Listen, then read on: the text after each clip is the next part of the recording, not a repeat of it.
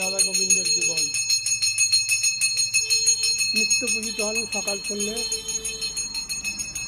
পুলিয়া ভাটা যাচ্ছে, এটা ম্যাজিক গাড়ি চলে যাচ্ছে চৌধুরী বাড়ির এই সুন্দর সুসাদৃশ্য মন্দির। তার গাছে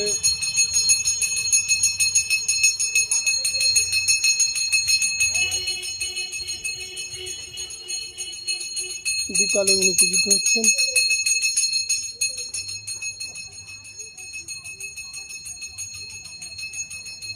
এই সিঁড়ি,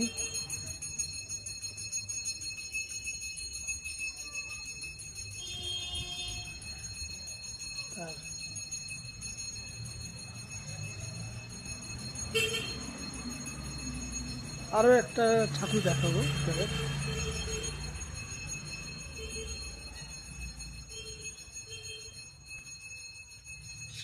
ভীষণ সুন্দর।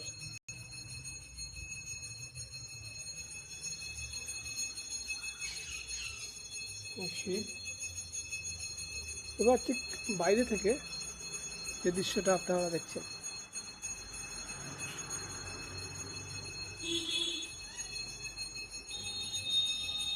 এটি হচ্ছে 4/8 নবরত্ন চূড়া বিশিষ্ট এই মন্দির। তার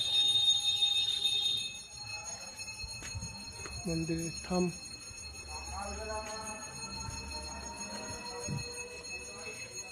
আর এটির মধ্যে হচ্ছে উনি রাস এবং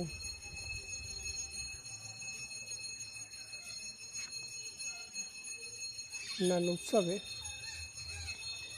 দোলা, আর তার চত্বর, ফুল গাছ, চমৎকার সুন্দর। কুলিয়া, জয়পুর।